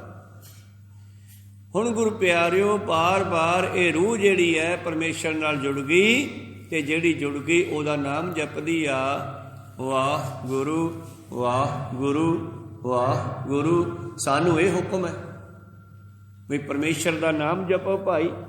ਜਦੋਂ ਇਹ ਨਾਮ ਨੂੰ ਅਸੀਂ ਰਿਪੀਟ ਕਰਾਂਗੇ ਵਾਰ-ਵਾਰ, ਇਹ ਸਾਡੀਆਂ ਨਾੜੀਆਂ ਵਿੱਚ ਚਲਿਆ ਜਾਵੇਗਾ, ਸੁਰਤ ਵਿੱਚ ਚਲਿਆ ਜਾਵੇਗਾ, ਤੇ ਮਰਦੇ ਹੋਏ ਵੀ ਸਾਡੀ ਸੁਰਤ ਜਿਹੜੀ ਹੈ ਵਾਹਿਗੁਰੂ ਉਚਾਰੇਗੀ, ਤੇ ਸਰੀਰ ਨੂੰ ਛੱਡਣ ਵੇਲੇ ਇਹ ਜੀਵ ਆਤਮਾ ਪਰਮੇਸ਼ਰ ਵਿੱਚ ਮਿਲ ਜਾਵੇਗੀ ਉਹਦਾ ਨਾਮ ਲੈਂਦੀ ਹੋਈ। ਤਿਸ ਬਿਨ ਘੜੀ ਨਾ ਜੀਵੋ, ਬਿਨ ਨਾਵੇ ਮਰ ਜਾਓ। ਮੈਂ ਅੰਧਲੇ ਨਾਮ ਨਾ ਵੀਸਰੈ, ਟੇਕ ਟਿਕੀ ਘਰ ਆਓ। ਘਰ ਜਾਓ ਤਾਂ ਜਿਨ੍ਹਾਂ ਨੇ ਇਸ ਨਾਮ ਤੇ ਟੇਕ ਭਾਵ ਆਧਾਰ ਬਣਾ ਲਿਆ, ਜਿਨ੍ਹਾਂ ਨੇ ਨਾਮ ਨਾਲ ਜੁੜਨਾ ਕੀਤਾ, ਨਾਮ ਨੂੰ ਆਪਣਾ ਟੇਕ ਬਣਾ ਲਈ, ਆਸਰਾ ਬਣਾ ਲਿਆ, ਪਾਤਸ਼ਾਹ ਜੀ ਕਹਿੰਦੇ ਉਹ ਫਿਰ ਆਪਣੇ ਘਰ ਚਲੇ ਜਾਂਦੇ ਹਨ। ਜਿਵੇਂ ਧੰਨ ਗੁਰੂ ਨਾਨਕ ਦੇਵ ਜੀ ਨੇ ਇੱਕ ਦਿਨ ਆਪਣੀ ਮਾਤਾ ਨੂੰ ਜਵਾਬ ਦਿੱਤਾ। ਅੱਧੀ ਰਾਤ ਦਾ ਸਮਾਂ ਹੈ। ਮਾਤਾ ਤ੍ਰਿਪਤਾ ਜੀ ਕਹਿਣ ਲੱਗੇ ਪੁੱਤਰ ਹੁਣ ਸੌਂ ਜਾ, ਬਹੁਤ ਟਾਈਮ ਹੋ ਗਿਆ, ਰਾਤ ਅੱਧੀਓਂ ਗਾਹਾਂ ਟੱਪ ਗਈ ਆ, ਤੂੰ ਹਜੇ ਬੈਠਾ ਹੀ ਆ। ਧੰਨ ਗੁਰੂ ਨਾਨਕ ਦੇਵ ਜੀ ਕਹਿੰਦੇ ਹਾਂ ਮਾਤਾ ਮੈਂ ਕਿਵੇਂ ਪੈ ਜਾਵਾਂ, ਮੈਨੂੰ ਐਂ ਲੱਗਦਾ ਜੇ ਮੈਂ ਨਾਮ ਜਪਣਾ ਬੰਦ ਕਰਤਾ ਮੇਰੀ ਮੌਤ ਹੋ ਜਾਵੇਗੀ। ਤੇ ਪਾਤਸ਼ਾਹ ਨੇ ਉੱਥੇ ਸ਼ਬਦ ਉਚਾਰਿਆ ਜਿਹੜਾ ਆਪਾਂ ਰਹਿ ਰਸ ਵਿੱਚ ਉਚਾਰਦੇ ਹਾਂ। ਆਸਾ ਮਹੱਲਾ ਪਹਿਲਾ। ਆਖਾਂ ਜੀਵਾਂ ਵਿਸਰੈ ਮਰ ਜਾਓ, ਆਖਣ ਔਖਾ ਸਾਚਾ ਨਾਉ। ਮਾਤਾ ਮੈਂ ਕੀ ਕਰਾਂ, ਮੈਂ ਕਿਵੇਂ ਪੈ ਜਾਵਾਂ, ਮੈਨੂੰ ਲੱਗਦਾ ਜੇ ਮੈਂ ਨਾਮ ਜਪਣਾ ਬੰਦ ਕਰ ਦਿੱਤਾ ਤਾਂ ਮੇਰੀ ਮੌਤ ਹੋ ਜਾਵੇਗੀ। ਆਖਾਂ ਜੀਵਾਂ ਵਿਸਰੈ ਮਰ ਜਾਓ। ਇਸ ਬਿਨ ਘੜੀ ਨਾ ਜੀਵੋ, ਮੈਂ ਨਹੀਂ ਜਿਉ ਸਕਦਾ ਹੁਣ ਉਹਦੇ ਬਿਨਾ। ਪਾਤਸ਼ਾਹ ਜੀ ਕਹਿੰਦੇ ਆਖਾਂ ਜੀਵਾਂ ਵਿਸਰੈ ਮਰ ਜਾਓ, ਆਖਣ ਔਖਾ ਸਾਚਾ ਨਾਉ। ਸਾਚੇ ਨਾਮ ਕੀ ਲਾਗੈ ਭੂਖ, ਉਤ ਭੁੱਖੈ ਖਾਏ। ਜਦੋਂ ਭੁੱਖ ਲੱਗੇ ਤੇ ਖਾਈਏ, ਤੇ ਨਾਮ ਜਪਣ ਦੀ ਭੁੱਖ ਲੱਗੇ ਤੇ ਜਪੀਏ। ਉਤ ਭੁੱਖੈ ਖਾਏ, ਚੱਲੀਏ ਦੁੱਖ, ਦੁੱਖਾਂ ਦਾ ਖਾਤਮਾ ਹੋ ਜਾਂਦਾ। ਇਸ ਕਰਕੇ ਮਾਤਾ ਮੈਂ ਇਹ ਨਾਮ ਨੂੰ ਛੱਡ ਨਹੀਂ ਸਕਦਾ। ਤਿਸ ਬਿਨ ਘੜੀ ਨਾ ਜੀਵੋ, ਬਿਨ ਨਾਵੈ ਮਰ ਜਾਉ। ਜੇ ਮੈਂ ਨਾਮ ਛੱਡਤਾ ਮਰ ਜਾਵਾਂਗਾ। ਮੈਂ ਅੰਧਲੇ ਨਾਮ ਨ ਵਿਸਰੈ, ਟੇਕ ਟਿਕੀ ਘਰ ਜਾਉ। ਅੰਨੇ ਦੇ ਕੋਲ ਇੱਕ ਸੋਟੀ ਹੁੰਦੀ ਆ, ਅੰਨੇ ਬੰਦੇ ਕੋਲ ਸੋਟੀ ਹੁੰਦੀ ਆ, ਤੇ ਉਹ ਸੋਟੀ ਨੂੰ ਸੜਕ ਦੇ ਉੱਤੇ, ਰਸਤੇ ਦੇ ਉੱਤੇ ਟਿਕਾਉਂਦਾ ਹੋਇਆ ਤੁਰਿਆ ਜਾ ਰਿਹਾ। ਜੇ ਉਹਦੇ ਪੈਰ ਦੇ ਅੱਗੇ ਕੋਈ ਟੋਹਾ ਖੱਡਾ, ਕੋਈ ਪਾਣੀ ਚਾਲਾ ਡਲਾ ਆ ਜਾਂਦਾ ਤੇ ਉਹ ਸੋਟੀ ਉਹਨੂੰ ਦੱਸ ਦਿੰਦੀ ਹੈ, ਉਸ ਤੋਂ ਬਚ ਕੇ ਟੱਪ ਜਾਂਦਾ ਹੈ। ਇਸ ਕਰਕੇ ਸਾਡੀ ਸੁਰਤ ਦੀ ਜਿਹੜੀ ਸੋਟੀ ਹੈ, ਟੇਕ ਹੈ, ਆਸਰਾ ਹੈ, ਉਹ ਪਰਮੇਸ਼ਰ ਦਾ ਨਾਮ ਹੈ। ਜਦੋਂ ਨਾਮ ਜਪਦੀ ਹੋਈ ਸੁਰਤ ਸਰੀਰ ਨੂੰ ਛੱਡੇਗੀ, ਹੱਥ ਵਿੱਚ ਨਾਮ ਦੀ ਟੇਕ ਹੋਵੇਗੀ, ਆਸਰਾ ਹੋਵੇਗਾ, ਸੋਟੀ ਹੋਵੇਗੀ। ਮੈਂ ਅੰਧਲੇ ਤੇਰਾ ਨਾਮ ਖੁੰਦਕਾਰਾ। ਖੁੰਦਕਾਰਾ ਵੀ ਸੋਟੀ ਨੂੰ ਕਹਿੰਦੇ ਆ, ਨਾਮਦੇਵ ਜੀ ਦਾ ਬਚਨ ਹੈ ਇਹ। ਮੈਂ ਅੰਧਲੇ ਨਾਮ ਨਾ ਵਿਸਰੈ, ਟੇਕ ਟਿਕੀ ਕਰ ਜਾਉ। ਇਸ ਤੇਰੀ ਸੋਟੀ ਦੇ ਸਹਾਰੇ ਮੈਂ ਘਰੇ ਪਹੁੰਚ ਜਾਵਾਂ। ਕਿਰਪਾ ਕਰੋ, ਜਦੋਂ ਕਿਸੇ ਦੇ ਹੱਥ ਵਿੱਚ ਸੋਟੀ ਹੋਵੇ ਤੇ ਹੌਲੀ ਹੌਲੀ ਤੁਰਦਾ ਹੋਵੇ ਤੇ ਦੂਜੇ ਲੋਕਾਂ ਨੂੰ ਪਤਾ ਲੱਗ ਜਾਂਦਾ ਵੀ ਇਹ ਬੰਦਾ ਅੰਨ੍ਹਾ, ਇਹਨੂੰ ਦਿਸਦਾ ਨਹੀਂ ਹੈਗਾ, ਆਪਾਂ ਸਾਈਡ ਤੇ ਹੋ ਜਾਓ। ਤਾਂ ਉਹ ਸੋਟੀ ਦੇ ਸਹਾਰੇ ਉਹ ਬਚ ਗਿਆ। ਅੱਜ ਕੱਲ੍ਹ ਇੱਕ ਨਵੀਂ ਸਟਿੱਕ ਬਣੀ ਹੈ ਅੰਨੇ ਬੰਦੇ ਵਾਸਤੇ, ਤਾਂ ਉਹ ਹੱਥ ਵਿੱਚ ਲੈ ਕੇ ਜਦੋਂ ਐਦਾਂ ਸੋਟੀ ਨੂੰ ਕਰਦਾ ਹੈ ਤੇ ਲੋਕਾਂ ਨੂੰ ਪਤਾ ਲੱਗ ਜਾਂਦਾ ਵੀ ਇਹਨੂੰ ਦਿਸਦਾ ਨਹੀਂ ਹੈਗਾ, ਆਪਾਂ ਇਹਨੂੰ ਬਚਾ ਕੇ ਟਪਾ ਦਿਓ। ਤਾਂ ਦੁਨੀਆ ਪਾਸੇ ਦੀ ਹੋ ਜਾਂਦੀ ਹੈ, ਗੱਡੀਆਂ ਪਾਸੇ ਹੋ ਜਾਂਦੀਆਂ, ਬਾਹਰਲੇ ਦੇਸ਼ਾਂ ਵਿੱਚ ਤਾਂ ਖੜ ਤੱਕ ਜਾਂਦੀਆਂ ਵੀ ਇਹਨੂੰ ਟੱਪ ਜਾਣ ਦਿਓ, ਪਹਿਲਾਂ ਆਪਾਂ ਖੜ ਜਾਓ। ਇਸੇ ਤਰ੍ਹਾਂ ਹੀ ਜਦੋਂ ਸਾਡੇ ਹੱਥ ਵਿੱਚ ਨਾਮ ਦੀ ਸੋਟੀ ਹੋਵੇਗੀ ਤੇ ਜਮਦੂਤ ਪਾਸੇ ਹੋ ਜਾਣਗੇ। ਕਹੋ ਸਤਨਾਮ ਸ੍ਰੀ। ਜੋ ਸਾਡੇ ਹੱਥ ਵਿੱਚ ਨਾਮ ਦੀ ਸੁਰਤ ਵਿੱਚ ਨਾਮ ਦੀ ਸੋਟੀ ਹੋਵੇਗੀ ਤਾਂ ਜਿਹੜੇ ਜਮਦੂਤ ਹੈ ਉਹ ਪਾਸੇ ਹੋ ਜਾਣਗੇ ਵੀ ਇਹਦੇ ਕੋਲ ਤਾਂ ਸੋਟੀ ਹੈ। ਬੜੀ ਕਮਾਲ ਦੀ ਗੱਲ ਯਾਦ ਆਈ। ਗੋਇੰਦਵਾਲ ਸਾਹਿਬ ਤੋਂ ਗੋਂਦਾ ਨਾਮ ਦਾ ਇੱਕ ਸੇਠ, ਸ਼ਾਹੂਕਾਰ, ਜ਼ਮੀਨ ਦਾ ਮਾਲਕ, ਜਿਸ ਦੀ ਸੈਂਕੜੇ ਕਿੱਲੇ, ਹਜ਼ਾਰਾਂ ਕਿੱਲੇ ਜ਼ਮੀਨ ਹੈ, ਉਹ ਚਾਹੁੰਦਾ ਸੀ ਕਿ ਮੈਂ ਆਪਣੇ ਇਸ ਜਗ੍ਹਾ ਦੇ ਵਿੱਚ ਪਿੰਡ ਹੀ ਵਸਾ ਦੇਵਾਂ, ਆਪਣਾ ਨਾਂ ਰਹਿ ਜੂ ਦੁਨੀਆ ਵਿੱਚ। ਪਰ ਜਦੋਂ ਪਿੰਡ ਵਸਾਉਣ ਦੀ ਸਲਾਹ ਕਰਦਾ, ਮੋਹੜੀ ਗੱਡਦਾ, ਘਰ ਪਾਉਂਦੇ ਆ ਤੇ ਉਹ ਘਰ ਢਹਿ ਜਾਂਦੇ ਆ। ਤੇ ਉਹਨੂੰ ਪਤਾ ਲੱਗਿਆ ਵੀ ਇੱਥੇ ਨਾ ਜਿਹੜੀਆਂ ਭਟਕਦੀਆਂ ਰੂਹਾਂ ਉਹਨਾਂ ਦਾ ਵਾਸਾ ਹੈ, ਉਹ ਪਿੰਡ ਵਸਣ ਨਹੀਂ ਦਿੰਦੀਆਂ। ਤੇ ਉਹ ਚੱਲ ਕੇ ਭਾਈ ਗੋਂਦਾ ਗੋਇੰਦਵਾਲ ਸਾਹਿਬ ਗੁਰੂ ਅਮਰਦਾਸ ਜੀ ਕੋਲ ਆਇਆ। ਕਹਿਣ ਲੱਗਿਆ ਗੁਰੂ ਅੰਗਦ ਦੇਵ ਜੀ ਕੋਲ, ਦੂਜੇ ਪਾਤਸ਼ਾਹ ਜੀ ਕੋਲ ਖਡੂਰ ਸਾਹਿਬ ਆਇਆ। ਤੇ ਖਡੂਰ ਸਾਹਿਬ ਆ ਕਰਕੇ ਉਹਨੇ ਬੇਨਤੀ ਕੀਤੀ ਕਿ ਪਾਤਸ਼ਾਹ ਮੇਰੀ ਜ਼ਮੀਨ ਕਾਫੀ ਹੈ, ਐਵੇਂ ਵਿਹਲੀ ਪਈ ਆ, ਕਿਉਂ ਨਾ ਉੱਥੇ ਪਿੰਡ ਵਸਾਇਆ ਜਾਵੇ, ਕਿਰਪਾ ਕਰੋ। ਤੇ ਪਾਤਸ਼ਾਹ ਕਹਿੰਦੇ ਫਿਰ ਤੂੰ ਕਿਉਂ ਨਹੀਂ ਵਸਾਉਂਦਾ? ਕਹਿੰਦੇ ਜੀ ਲੱਗਦਾ ਉੱਥੇ ਜਦੋਂ ਅਸੀਂ ਘਰ ਪਾਉਣੇ ਆ ਢਹਿ ਜਾਂਦੇ ਆ, ਕੋਈ ਭਟਕਦੀਆਂ ਰੂਹਾਂ, ਕੋਈ ਭੂਤ ਪ੍ਰੇਤ ਜਿਹਨੂੰ ਕਹਿੰਦੇ ਉਹ ਵਸਦੇ ਆ ਉੱਥੇ, ਸਾਨੂੰ ਘਰ ਵਸਣ ਨਹੀਂ ਦਿੰਦੇ ਉੱਥੇ। ਧੰਨ ਗੁਰੂ ਅੰਗਦ ਦੇਵ ਮਹਾਰਾਜ ਜੀ ਨੇ ਪਹਿਲਾਂ ਆਪਣੇ ਬੱਚਿਆਂ ਨੂੰ ਕਿਹਾ, ਭਾਈ ਦਾਤੂ, ਭਾਈ ਦਾਸੂ ਨੂੰ, ਪੁੱਤਰ ਤੁਸੀਂ ਜਾਓ ਉੱਥੇ ਇਹਦੇ ਨਾਲ ਸੇਠ ਦੇ, ਜਿੱਥੇ ਕਹਿੰਦਾ ਉੱਥੇ ਮੋਹੜੀ ਗੱਡੋ ਤੇ ਪਿੰਡ ਵਸਾਉਣਾ ਸ਼ੁਰੂ ਕਰੋ। ਤੇ ਕਹਿੰਦੇ ਬੱਚੇ ਕਹਿਣ ਲੱਗੇ ਬਾਪੂ ਆਪਾਂ ਕੀ ਲੈਣ ਜਾਣਾ ਭੂਤਾਂ 'ਚ, ਆਪਾਂ ਆਪਦੇ ਘਰੇ ਪਿੰਡ ਵਸਦੇ ਆ ਖਡੂਰ ਸਾਹਿਬ, ਠੀਕ ਹੈ ਇੱਥੇ ਹੀ ਆਪਾਂ। ਜਦੋਂ ਉਹਨਾਂ ਨੇ ਜਵਾਬ ਦੇਤਾ ਫਿਰ ਗੁਰੂ ਅੰਗਦ ਦੇਵ ਜੀ ਨੇ ਗੁਰੂ ਅਮਰਦਾਸ ਜੀ ਨੂੰ ਕਿਹਾ, ਪੁਰਖਾ ਤੂੰ ਜਾ। ਇਹਨਾਂ ਨੂੰ ਪੁਰਖ ਕਹਿੰਦੇ ਸੀ, ਭਾਵੇਂ ਕਿ ਰਿਸ਼ਤੇਦਾਰੀ 'ਚੋਂ ਕੁੜਮ ਵੀ ਲੱਗਦੇ ਸੀ, ਉਮਰ ਵਿੱਚ ਵੱਡੇ ਸੀ, ਸਤਿਕਾਰਯੋਗ ਸੀ, ਤਾਂ ਇਹਨਾਂ ਨੂੰ ਪੁਰਖ ਕਹਿਣਾ, ਮਹਾਂਪੁਰਖ ਕਹਿਣਾ ਉਹਨਾਂ ਨੇ। ਮਹਾਂਪੁਰਖੋ ਤੁਸੀਂ ਚਲੇ ਜਾਓ। ਗੁਰੂ ਅਮਰਦਾਸ ਜੀ ਕਹਿੰਦੇ ਜੀ ਸਤ ਵਚਨ ਕੀ ਕਰਾਂ? ਕਹਿਣ ਲੱਗਿਆ ਸਾਡੀ ਸੋਟੀ ਲੈ ਜਾ, ਇਹ ਸੋਟੀ ਲੈ ਜਾ ਤੇ ਉੱਥੇ ਜਿੱਥੇ ਜਿੱਥੇ ਮੋਹੜੀ ਗੱਡਣੀ ਆ ਉੱਥੇ ਏਦਾਂ ਘੁਮਾ ਦੀ ਤੇ ਸਾਰੀਆਂ ਭੂਤਾਂ ਭੱਜ ਜਾਣਗੀਆਂ। ਕਹੋ ਸਤਨਾਮ ਸ੍ਰੀ। ਅਸਲ ਵਿੱਚ ਸਤਿਗੁਰਾਂ ਨੇ ਆਪਣੀ ਨਾਮ ਦੀ ਸ਼ਕਤੀ ਅਮਰਦਾਸ ਜੀ ਨੂੰ ਦੇ ਕੇ ਭੇਜੀ ਹੈ। ਸੋਟੀ ਸਾਨੂੰ ਦਿਖਾਈ ਦਿੰਦੀ ਆ ਨਾ, ਪਰ ਸ਼ਕਤੀ ਉਹਨਾਂ ਦੇ ਵਿੱਚ ਰੱਖੀ ਆ। ਗੁਰੂ ਅਮਰਦਾਸ ਮਹਾਰਾਜ ਜੀ ਨੇ ਜਦੋਂ ਉੱਥੇ ਜਾ ਕਰਕੇ ਉਹ ਸੋਟੀ ਐਦਾਂ ਘੁਮਾਉਣੀ ਕੀਤੀ ਤੇ ਜਿਹੜੀਆਂ ਉੱਥੇ ਅਵਾਰਾ ਭਟਕਦੀਆਂ ਰੂਹਾਂ ਵਸਦੀਆਂ ਸੀ, ਕੁਝ ਉਧਾਰ ਹੋ ਗਿਆ ਤੇ ਕਈ ਭੱਜ ਗਈਆਂ ਉੱਥੋਂ। ਆਪਣੇ ਬਠਿੰਡੇ ਵਾਲਾ ਜਿਹੜਾ ਕਾਣਾ ਦਿਓ ਹੈ ਨਾ, ਇਹ ਵੀ ਉੱਥੋਂ ਹੀ ਆਇਆ ਸੀ, ਕੋ ਸਤਨਾਮ ਸ੍ਰੀ। ਉੱਥੋਂ ਤੀਜੇ ਪਾਤਸ਼ਾਹ ਨੇ ਇਹਨੂੰ ਕੱਢਿਆ ਸੀ, ਮੁੜ ਕੇ ਇੱਥੇ ਆ ਕੇ ਵਸ ਗਿਆ। ਕਿਲਾ ਉਜੜਿਆ ਪਿਆ ਸੀਗਾ, ਉਜਾੜਾਂ 'ਚ ਹੀ ਇਹ ਚੀਜ਼ਾਂ ਰਹਿੰਦੀਆਂ। ਤਾਂ ਗੁਰੂ ਪਿਆਰਿਓ, ਉੱਥੇ ਗੁਰੂ ਅਮਰਦਾਸ ਜੀ ਨੇ ਮੋਹੜੀ ਗੱਡ ਦਿੱਤੀ ਤੇ ਪਿੰਡ ਦਾ ਨਾਮ ਗੋਂਦੇ ਦੇ ਨਾਮ ਤੇ ਹੀ ਗੋਇੰਦਵਾਲ ਰੱਖ ਦਿੱਤਾ। ਇਸ ਤਰ੍ਹਾਂ ਗੁਰੂ ਪਿਆਰਿਓ, ਸੋਟੀ ਦਾ ਮਤਲਬ, ਜੇ ਸਾਡੇ ਕੋਲ ਸੋਟੀ ਹੋਵੇ ਤਾਂ ਕੁੱਤਾ ਬਿੱਲਾ ਵੀ ਭੱਜ ਜਾਂਦਾ ਹੈਗਾ, ਡਰਦਾ ਵੀ ਜਿਹਦੇ ਕੋਲੇ ਸੋਟੀ ਆ। ਜੇ ਸਾਡੇ ਕੋਲੇ ਨਾਮ ਦੀ ਸੋਟੀ ਹੋਵੇ ਤਾਂ ਫਿਰ ਗੁਰੂ ਪਿਆਰਿਓ ਜਿਹੜੇ ਹਨ ਜਮਦੂਤ ਉਹ ਵੀ ਭੱਜ ਜਾਂਦੇ ਹਨ। ਮੈਂ ਅੰਧਲੇ ਨਾਮ ਨ ਵਿਸਰੈ, ਟੇਕ ਟਿਕੀ ਘਰ ਜਾਓ। ਮੈਂ ਤੇਰੇ ਨਾਮ ਦਾ ਆਸਰਾ ਲਿਆ, ਤੇਰੇ ਨਾਮ ਦੀ ਟੇਕ ਲਈ ਆ। ਮੈਂ ਇਸ ਦੇ ਰਾਹੀਂ ਸੁਰਤ ਨੂੰ ਟਿਕਾ ਕਰਕੇ ਸ਼ਬਦ ਦੇ ਨਾਲ, ਨਾਮ ਦੇ ਨਾਲ ਮੈਂ ਘਰੇ ਜਾਵਾਂ। ਇਹ ਗੁਰੂ ਨੇ ਕਿਰਪਾ ਕੀਤੀ ਆ। ਬੰਦੇ ਖੋਜ ਦਿਲ ਹਰ ਰੋਜ਼, ਨਾ ਫਿਰ ਪਰੇਸ਼ਾਨੀ ਮਾਹੇ। ਇਹ ਜੋ ਦੁਨੀਆ ਸੇਹਰ ਮੇਲਾ, ਦਸਤਗੀਰੀ ਨਾਹੇ। ਇਹ ਦੁਨੀਆ ਸਿਰਫ ਇੱਕ ਮੇਲਾ ਹੈ, ਇਹ ਕਿਸੇ ਦੇ ਹੱਥ ਵਿੱਚ ਫੜਿਆ ਹੋਇਆ ਨਹੀਂ। ਇਸ ਕਰਕੇ ਸਤਿਗੁਰੂ ਨੇ ਕਿਰਪਾ ਕੀਤੀ, ਭਾਈ ਰੇ ਅਵਰ ਨਾਹੀ ਮੈਂ ਥਾਂ, ਮੈਨੂੰ ਟਿਕਾਣਾ ਮਿਲ ਗਿਆ। ਜਿਵੇਂ ਗੁਰੂ ਅਮਰਦਾਸ ਜੀ ਨੇ ਇੱਕ ਜੁਲਾਹੀ ਨੂੰ, ਜਿਹਨੇ ਕਿਹਾ ਸੀ ਆਪਣੇ ਘਰ ਵਾਲੇ ਨੂੰ, ਜਦੋਂ ਡਿੱਗ ਪਏ ਪੈਰ ਅੜਿਆ ਕਿੱਲੀ ਦੇ ਵਿੱਚ, ਗਾਗਰ ਥੱਲੇ ਵੱਜੀ, ਖੜਕਾ ਹੋਇਆ। ਜੁਲਾਹਾ ਕਹਿੰਦਾ ਕੌਣ ਹੈ? ਜੁਲਾਹੀ ਕਹਿੰਦੀ ਉਹੀ ਅਮਰੂ ਨਸਾਵਾਂ ਹੈ, ਕੁੜਮਾਂ ਦੇ ਪਾਣੀ ਢੋਂਦਾ ਫਿਰਦਾ। ਤੇ ਗੁਰੂ ਅਮਰਦਾਸ ਜੀ ਦੇ ਕੰਨ 'ਚ ਆਵਾਜ਼ ਪਈ ਤੇ ਪਾਤਸ਼ਾਹ ਕਹਿੰਦੇ, ਓਏ ਝੱਲੀਏ, ਸਾਨੂੰ ਤਾਂ ਥਾਂ ਮਿਲ ਗਿਆ, ਤੂੰ ਆਪ ਦਾ ਇੰਤਜ਼ਾਮ ਕਰ ਲਾ ਹੁਣ। ਕਹੋ ਸਤਨਾਮ ਸ੍ਰੀ। ਮੈਂ ਝੱਲੀ ਕਹਿਣ ਦੀ ਦੇਰ ਸੀ, ਉਹ ਜੁਲਾਹੀ ਕਮਲੀ ਹੋ ਗਈ, ਕਮਲ ਮਾਰਨ ਲੱਗੀ, ਕੱਪੜੇ ਪਾੜ ਲਏ, ਬਾਲ ਖੰਡਿਆ ਲਏ। ਉਹ ਜੁਲਾਹੇ ਨੂੰ ਵੀ ਪਤਾ ਲੱਗਿਆ ਵੀ ਅਮਰਦਾਸ ਦਾ ਬਚਨ ਚੱਲ ਗਿਆ ਤੇ ਹੁਣ ਉਹਨਾਂ ਕੋਲੇ ਜਾ ਕੇ ਹੀ ਮਾਫੀ ਮੰਗਣੀ ਪੈਣੀ ਆ। ਗਲਤੀ ਹੋ ਗਈ ਬਹੁਤ ਵੱਡੀ, ਇਹ ਗਲਤ ਬੋਲੀ ਗੁਰੂ ਸਾਹਿਬ ਨੂੰ, ਉਹਨਾਂ ਦੇ ਸੇਵਕ ਨੂੰ। ਫਿਰ ਉਹ ਲੈ ਕੇ ਆਪਣੀ ਘਰਵਾਲੀ ਨੂੰ ਗੁਰੂ ਅੰਗਦ ਦੇਵ ਜੀ ਕੋਲ ਆਇਆ।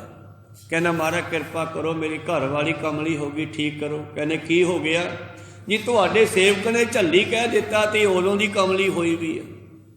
ਉਹ ਕੀ ਹੋ ਗਿਆ ਭਾਈ ਪੁਰਖਾ?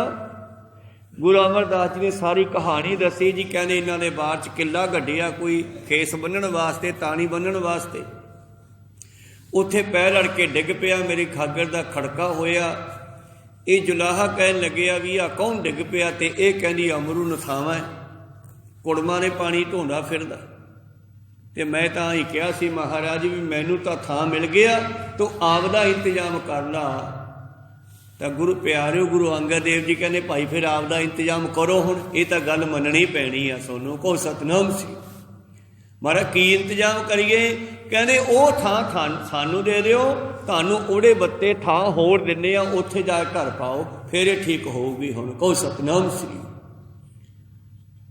ਕਿਉਂਕਿ ਇਹ ਸਾਧ ਬਚਨ ਅਟਲਾ ਦਾ, ਸਾਧੂਆਂ ਦੇ ਬਚਨ ਅਟਲ ਹੁੰਦੇ ਆ, ਉਹ ਮੁੜਦੇ ਨਹੀਂ, ਉਵੇਂ ਹੀ ਕਰਨਾ ਪੈਂਦਾ ਮੁੜ ਕੇ।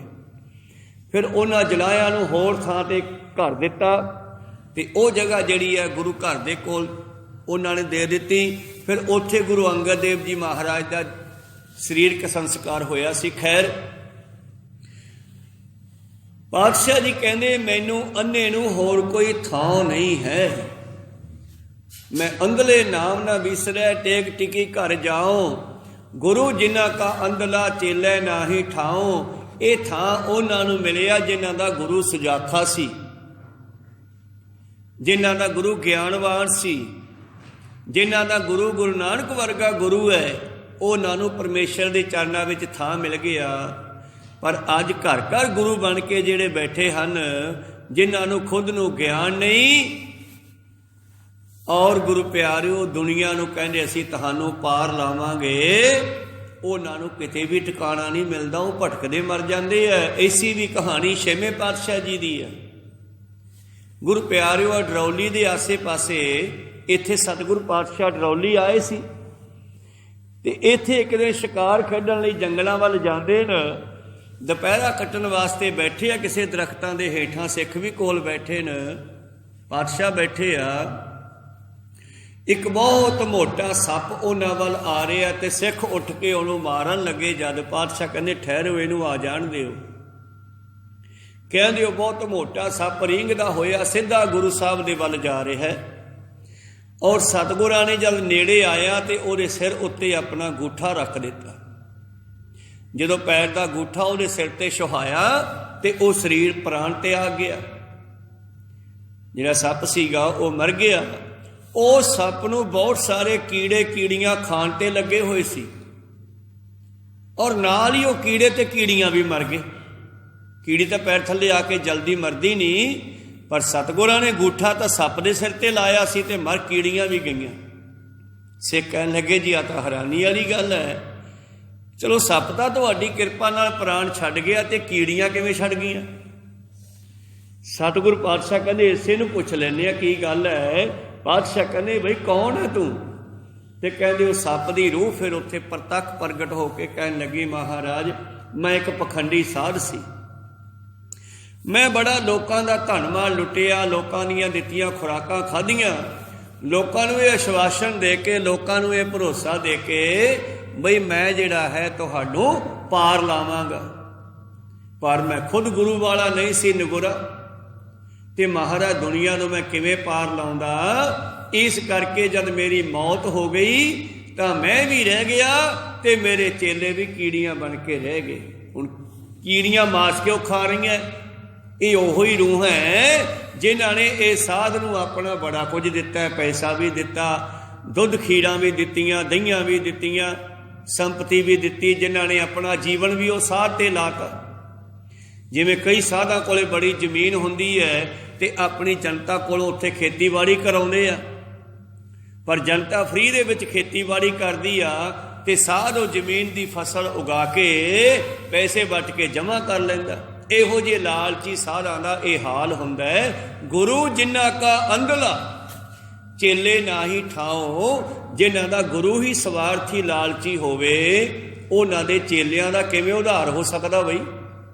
ਉਹਨਾਂ ਨੂੰ ਕਿਵੇਂ ਟਿਕਾਣਾ ਮਿਲ ਸਕਦਾ ਕਿਤੇ?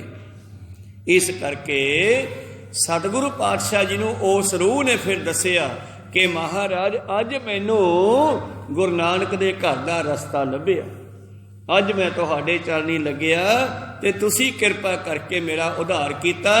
ਇਹ ਜਿਹੜੇ ਕੀੜੀਆਂ ਸਨ ਇਹ ਮੇਰੇ ਚੇਲੇ ਬਾਲਕੇ ਸਨ, ਕਿਉਂਕਿ ਹਿਸਾਬ ਕਿਤਾਬ ਤਾਂ ਕਰਨਾ ਪੈਂਦਾ, ਲੈਣਾ ਦੇਣਾ ਲਏ ਦਿੱਤੇ ਬਿਨ ਰਹੇ ਨਾ ਕੋਏ। ਉਹਨਾਂ ਨੇ ਆਪਣੀ ਸੰਪਤੀ ਸਾਧੂ ਤੋਂ ਲੁਟਾਈ ਸੀ ਮੁਕਤੀ ਵਾਸਤੇ, ਪਰ ਜਦ ਸਾਧ ਖੁਦ ਨਹੀਂ ਮੁਕਤ ਹੋਇਆ ਤੇ ਉਹ ਕਿੱਥੋਂ ਮੁਕਤ ਹੁੰਦੇ? ਇਸ ਕਰਕੇ ਹੁਣ ਹਿਸਾਬ ਕਿਤਾਬ ਉਸ ਸੱਪ ਦੇ ਸਰੀਰ ਦਾ ਮਾਸ ਖਾ ਕੇ ਕਰਨ ਲੱਗੇ। ਜਿਵੇਂ ਗੁਰੂ ਗੋਬਿੰਦ ਸਿੰਘ ਜੀ ਨੇ, ਗੁਰੂ ਪਿਆਰਿਓ, ਗੁਰਦੁਆਰਾ ਜਾਮਨੀ ਸਾਹਿਬ ਫਿਰੋਜ਼ਪੁਰ ਦੇ ਇਲਾਕੇ 'ਚ ਇੱਕ ਦਿਨ ਇੱਥੇ 10ਵੇਂ ਪਾਤਸ਼ਾਹ ਜੀ ਖੇਡ ਆਪਣੇ ਘੁੰਮ ਰਹੇ ਸੀ ਖੇਤਾਂ ਦੇ ਵਿੱਚ ਸ਼ਿਕਾਰ ਖੇਡਣ ਦੇ ਬਹਾਨੇ, ਤੇ ਘੁੰਮਦੇ ਘੁੰਮਦੇ ਕਹਿੰਦੇ ਲੱਭ ਗਿਆ, ਲੱਭ ਗਿਆ, ਫੜੋ ਫੜੋ। ਸਿੱਖ ਕਹਿੰਦੇ ਜੀ ਕੀ ਆ? ਕਹਿਣ ਲੱਗੇ ਉਹ ਜਿਹੜਾ ਬਟੇਰਾ ਭੱਜਿਆ ਜਾਂਦਾ ਇਹਨੂੰ ਜਿਉਂਦਾ ਫੜ ਕੇ ਲਿਆਓ। ਕੋ ਸਤਨਾਮ ਸ੍ਰੀ। ਸਿੱਖਾਂ ਨੇ ਭੱਜ ਦੌੜ ਕਰਕੇ ਉਸ ਬਟੇਰੇ ਨੂੰ ਫਸਲਾਂ ਵਿੱਚੋਂ ਜਿਉਂਦਾ ਫੜ ਲਿਆਂਦਾ ਤੇ ਪਾਤਸ਼ਾਹ ਜੀ ਨੇ ਉਸ ਨੂੰ ਪੈਰਾਂ ਤੋਂ ਫੜ ਕੇ ਇੱਕ ਆਪਣੇ ਬਾਜ ਦੇ ਵੱਲ ਕਰ ਦਿੱਤਾ ਤੇ ਬਾਜ ਨੂੰ ਕਹਿੰਦੇ ਖਾ ਲਾ। ਹੁਣ ਉਹ ਜਿਹੜਾ ਬਟੇਰਾ ਸੀ ਉਹ ਸਤਿਗੁਰ ਨੇ ਮਾਰ ਕੇ ਨਹੀਂ ਦਿੱਤਾ, ਜਿਉਂਦਾ ਫੜਾਇਆ ਬਾਜ ਨੂੰ ਤੇ ਬਾਜ ਉਹਦੇ ਫੰਗ ਤੋੜਨ ਲੱਗਿਆ। ਪਾਤਸ਼ਾਹ ਹੱਸਣ ਲੱਗੇ। ਸਿੱਖ ਪੁੱਛਦੇ ਆ ਮਹਾਰਾਜ ਇਹ ਕੀ ਕੌਤਕ ਹੈ? ਇਹ ਨਿੱਕਾ ਜਿਹਾ ਜਾਨਵਰ ਘੱਟੋ ਘੱਟ ਇਹਨੂੰ ਪਹਿਲਾਂ ਮਾਰ ਦਿਓ, ਫਿਰ ਬਾਜ ਨੂੰ ਦੇ ਦਿਓ, ਖਾ ਲਊਗਾ। ਤੁਸੀਂ ਜਿਉਂਦੇ ਨੂੰ ਕਿਉਂ ਤੜਫਾਉਣੇ ਹੋ? ਕਹਿੰਦੇ ਇਹ ਨਾਲ ਇੱਦਾਂ ਹੀ ਹੋਣੀ ਸੀ। ਕਹਿੰਦੇ ਬਾਜ ਨੇ ਕਹਿੰਦੇ ਕਰਜ਼ਾ ਦਿੱਤਾ ਸੀ ਤੇ ਇਹਨੇ ਲਿਆ ਸੀਗਾ। ਔਰ ਇੱਕ ਦਿਨ ਕੀ ਹੋਇਆ, ਇਸ ਬਾਜ ਨੇ ਜਦੋਂ ਇਹ ਮਨੁੱਖਾ ਜੀਵਨ ਦੇ ਵਿੱਚ ਸਨ, ਇਹ ਸ਼ਾਹੂਕਾਰ ਸੀ, ਇਹ ਕਰਜ਼ਈ ਸੀ ਇਸ ਦਾ, ਔਰ ਇਹਨੇ ਤੋਂ ਬਾਰ-ਬਾਰ ਪੈਸੇ ਵਾਪਸ ਮੰਗੇ, ਇਹ ਮੁੱਕਰ ਜਿਹਾ ਕਰੇ ਦੇਵੇ ਨਾ। ਅਖੀਰ ਇੱਕ ਦਿਨ ਘੇਰ ਲਿਆ, ਕਹਿੰਦੇ ਮੈਨੂੰ ਅੱਜ ਪੈਸੇ ਦੇ। ਇਹ ਕਹਿੰਦਾ ਮੇਰੇ ਕੋਲੇ ਹੈ ਨਹੀਂ, ਹੁਣ ਮੈਂ ਕਿੱਥੋਂ ਮਾਸ ਦੇਵਾਂ ਤੈਨੂੰ। ਉਹ ਕਹਿਣ ਲੱਗਿਆ ਫਿਰ ਕੋਈ ਜਾਮਣੀ ਦੇ, ਜ਼ਿੰਮੇਵਾਰ ਦੇ। ਤੇ ਇਹ ਕਹਿਣ ਲੱਗਿਆ ਮੈਨੂੰ ਗੁਰੂ ਦੀ ਸਹੁੰ। ਗੁਰੂ ਗੋਬਿੰਦ ਸਿੰਘ ਜੀ ਕਹਿੰਦੇ ਇਹਨੇ ਮੇਰੀ ਸਹੁੰ ਪਾਈ, ਮੇਰੀ ਜਾਮਣੀ ਦਿੱਤੀ, ਕਹਿੰਦਾ ਮੈਨੂੰ ਗੁਰੂ ਦੀ ਸਹੁੰ ਕਿ ਮੈਂ ਤੇਰੇ ਪੈਸੇ ਦੇਵਾਂਗਾ ਜਦੋਂ ਆ ਗਏ, ਹੁਣ ਮੇਰੇ ਕੋਲੇ ਹੈ ਨਹੀਂ। ਉਹਨੇ ਛੱਡ ਦਿੱਤਾ। ਉਸ ਤੋਂ ਬਾਅਦ ਇਹ ਲੁਕਦਾ ਲੁਕਦਾ ਆਸਾ ਪਾਸਾ ਕਰਦਾ, ਟਾਲ ਮਟੋਲ ਕਰਦਾ, ਅਖੀਰ ਮਰ ਗਿਆ। ਔਰ ਸ਼ਾਹੂਕਾਰ ਨੂੰ ਪਤਾ ਲੱਗਿਆ ਵੀ ਜੀਤੇ ਕੋਲੋਂ ਮੈਂ ਪੈਸੇ ਲੈਣੇ ਸੀ, ਉਹ ਮਰ ਗਿਆ। ਤੇ ਉਹ ਵੀ ਚਿੰਤਾ 'ਚ ਪੈ ਗਿਆ ਵੀ ਪੈਸੇ ਲੈਣੇ ਸੀ ਯਾਰ। ਉਹ ਵੀ ਜਦ ਮਰਿਆ ਤੇ ਉਹਨੇ ਵੀ ਇਹਦਾ ਧਿਆਨ ਧਰ ਲਿਆ ਵੀ ਮੈਂ ਪੈਸੇ ਲੈਣੇ ਉਸ ਬੰਦੇ ਤੋਂ। ਪਰਮੇਸ਼ਰ ਨੇ ਇਸ ਨੂੰ ਬਟੇਰਾ ਬਣਾਤਾ ਤੇ ਉਸ ਨੂੰ ਬਾਜ ਬਣਾਤਾ। ਹੁਣ ਬਟੇਰਾ ਜਿਹੜਾ ਜੀਵਨ ਹੈ ਉਹਦਾ ਸੁਭਾਅ ਹੈ ਲੁਕਦੇ ਰਹਿਣਾ। ਬੜਾ ਡਰੋਕਲ ਜਾਨਵਰ ਹੈ ਵਿਚਾਰਾ, ਫਸਲਾਂ ਦੇ ਵਿੱਚ ਲੁਕ ਜਾਂਦਾ ਜਦੋਂ ਕੋਈ ਜਾਨਵਰ ਦੇਖਦਾ ਦੁਸ਼ਮਣ। ਤਾਂ ਇਹ ਲੁਕਦਾ ਹੋਇਆ ਮਰਿਆ ਸੀ, ਤਾਂ ਕਰਕੇ ਇਹਨੂੰ ਬਟੇਰਾ ਬਣਾਤਾ ਵੀ ਤੂੰ ਲੁਕਦਾ ਹੀ ਰਹਿ।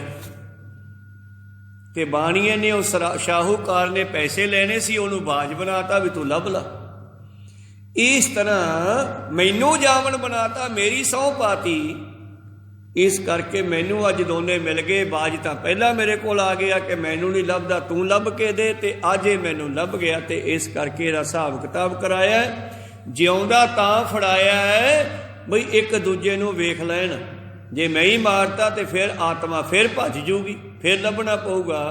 ਇਸ ਕਰਕੇ ਜਿਉਂਦਾ ਇਹਦੇ ਹਵਾਲੇ ਕੀਤਾ ਹੈ ਵੀ ਲੈ ਵੀ ਇਹਦਾ ਮਾਸ ਖਾ ਕੇ ਹਿਸਾਬ ਕਿਤਾਬ ਬਰਾਬਰ ਕਰ ਲੈ। ਹੁਣ ਉਹ ਸੀ ਗੁਰਦੁਆਰਾ ਜਾਮਣੀ ਸਾਹਿਬ ਫਿਰੋਜ਼ਪੁਰ ਦੇ ਇਲਾਕੇ 'ਚ ਜਿੱਥੇ ਘਟਨਾ ਘਟੀ।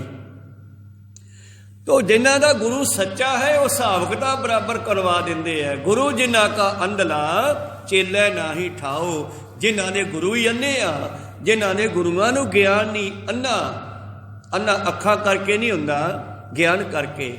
ਅੰਧੇ ਇਹ ਨਾ ਆਖੀਐ ਜਿਨ ਮੁਖ ਲੋਏ ਨ ਲਾਹੇ, ਅੰਧੇ ਸੇਈ ਨਾਨਕਾ ਜੇ ਖਸਮੋ ਕੁੱਥੇ ਜਾਹੇ।